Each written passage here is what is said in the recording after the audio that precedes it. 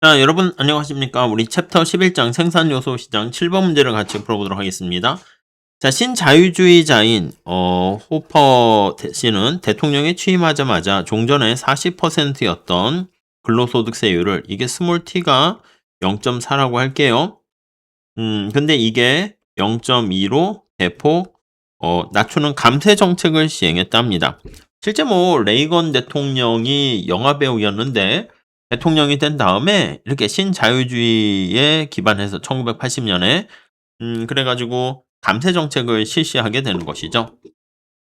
자, 여기서는 이렇게 감세 정책을 실시했을 때 경제가 활성화될 수 있다. 이런 효과를 갖게 된다면 어떤 경로를 통해 가지고 그렇게 되는가? 이렇게 되어 있습니다. 자, 우선 문제만 살짝 먼저 보시면 뭐라고 할까? 이렇게 문제에 대한 취지를 할까? 배경을 할까?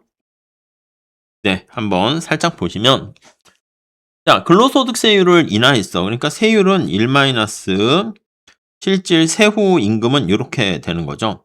이거에서 원래 40% 였으니까 1 마이너스 0.4의 W에서 어떻게 가는 거예요? 1 마이너스 0.2의 W 이게 돼요. 자, 그러면 이게 0.6 W에서 0.8 W가 되는 거 아니겠습니까? 자, 그러면 세금을 낸 이후에 세후 임금은 올라갑니다. 그래서 세금을 낸 다음에 세후 임금은 상승합니다. 오케이. 자, 이렇게 세후 임금이 상승하게 되면 명목 임금은 그대로 있어도요. 노동자 입장에서는 임금이 3분의 1이나 더 늘어나게 된 그런 효과가 생깁니다. 자, 출제 의도라 할까? 예, 그냥 경작 백그라운드 하면 여기 신자유주의자 이렇게 왔으니까 공급 중시 경작이랍니다. 서플라이 사이드 이코노믹스 해가지고 공급을 중시 여기는 경제학자 래퍼 곡선을 만드는 래퍼를 중심으로 해가지고 케인즈의 수요를 중시 여기는 게 아니라 감세를 하게 되면 근로유인이 증가해서 공급에 영향을 주는 거야. 그래서 경제가 성장될 수 있다. 요걸 강조하게 되는 것이고요. 여기서는 이제 뭐냐면 공급 중시 경작에다 접목을 해가지고 이게 성립하기 위해서는 어떤 상황과 가정하에서 이런 정부의 정책이 성립하는가, 예, 그거를 살펴보는 것입니다. 오케이. 특히 임금이 여기 보시면 실질 임금이 올라갔을 때, 세후 임금이 올라갔을 때 미시경제학적 여기는 미시 파트잖아. 요 얘기는 사실 거시경제 파트거든요. 그래서 공급 중시 경제학에 대한 이 얘기를 쓰는 것보다는 요거 임금이 상승했을 때 대체 효과랑 소득 효과의 그 관계 요걸 보시면 좋을 것 같습니다. 오케이. 그래서 1번 문제 한번 살펴보도록 할게요.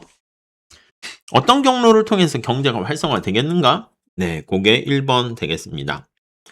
어떤 경로가 있을까요? 첫 번째는 노동 공급이 증가하는 거야. 공급 중시 경작은 노동과 그리고 저축이 증가해서 우리가 경제가 활성화된다. 그렇게 강조합니다.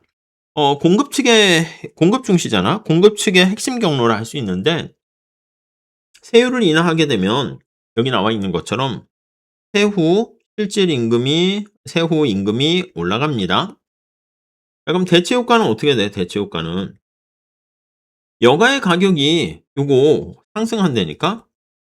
그럼 여가를 줄이고 노동 공급이 증가한다. 요거 보시면 되겠습니다. 오케이. 그리고 이제 소득 효과도 있긴 하지. 근데 소득 효과는 실질 소득이 증가하게 되니까 여가가 증가하면 이땐 노동은 감소하는데 지금 여기에선 이 효과가 크게 작동된다 보시면 되겠습니다. 그다음 이거는 거시경작에서 많이 할 건데 아니 여기 나와 있는 것처럼 세금을 깎아줘. 그럼 사람들이 저축을 많이 하게 됩니다. 가처분 소득도 늘고 그렇게 돼서. 그럼 저축이 증가하면 이자율이 다시 떨어지고 투자가 증가하는 그런 경로도 보시면 되겠습니다. 그래서 저축, 이게 나중에 거시에서 보면 자금의 공급이라고 할 거예요. 증가로. 이게 이제 투자로 연결되는 거죠. 투자로 연결되면, 자, 연결되어 경제가 활성화된다. 국민소득이 증가한다. 많이 자본이 축적돼서 경제의 활성화에 기반이 된다. 이렇게 보시면 되겠죠. 그다음에 뭐 세금을 깎아주면 이렇게 뭐 탈세라든가 이런 것들이 줄어들게 되는 거 알 수가 있겠습니다. 뭐 그 정도 정리하시면 되겠네요. 자, 그다음에 2번 문제 한번 볼게요. 아니 이게 감세 정책이 반대 효과를 볼 수도 있는데 어쩔 때 반대가 되니? 네, 그걸 한번 봅니다. 지금 얘기한 것처럼 요렇게 임금이 하락하게 되면 대체 효과, 소득 효과 이렇게 작동되는데 여기 봤죠? 여기 대체 효과, 소득 효과 여기 보시면 요거 다시 한번 정리합니다. 자, 소득 효과는 어떻게 돼? 반대로 작동합니다. 이렇게. 오케이? 자, 그래서 요 케이스를 가져왔을 때 대체 효과보다 소득 효과가 더 커. 소득 효과가 압도한다라고 생각을 해 볼게요. 자, 그렇게 되면 오히려 노동 공급은 감소한다. 이렇게 보시면 될 것 같습니다. 요게 인제 한 가지, 한 꼭지.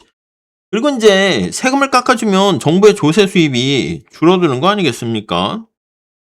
정부의 조세 수입이 줄어들어요. 수입이 감소하게 됩니다.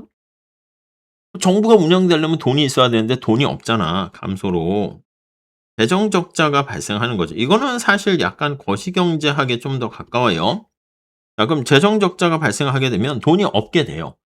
자, 그러면 이제 국채를 발행하죠. 그래서 본드를 발행해. 돈이 없으니까 빌리는 거야.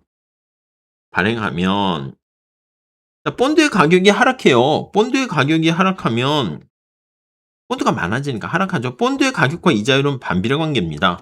자, 그래서 요렇게 이자율이 올라가게 되고요. 오케이? 이자율이 올라가니까 그로 인해서 민간의 투자가 위축됩니다. 자, 민간의 투자가 위축. 이렇게 되는 것을 우리가 바로 구축 효과다. 이렇게 얘기하죠. 자, 그런데 물론 이거는 이제 거시경제까지 연결을 한 거고 제가 개인적으로 봤을 때는 여기 나와 있는 이거 있죠, 요거. 요거 세후 임금 때문에 근로에 미치는 영향, 생산 요소 파트 아니겠습니까? 그리고 요 대체 효과, 소득 효과 해 가지고 소득 효과가 크게 되면 노동 공급이 후방 굴절하는 요 정도만 좀 쓰면 될 것 같습니다. 근데 여기 신자유주의자 등등 나와 가지고 조금 더 설명을 드렸을 뿐입니다. 오케이? 자, 이렇게 하시고 다음 시간에 8번 같이 풀어보도록 할게요. 감사합니다.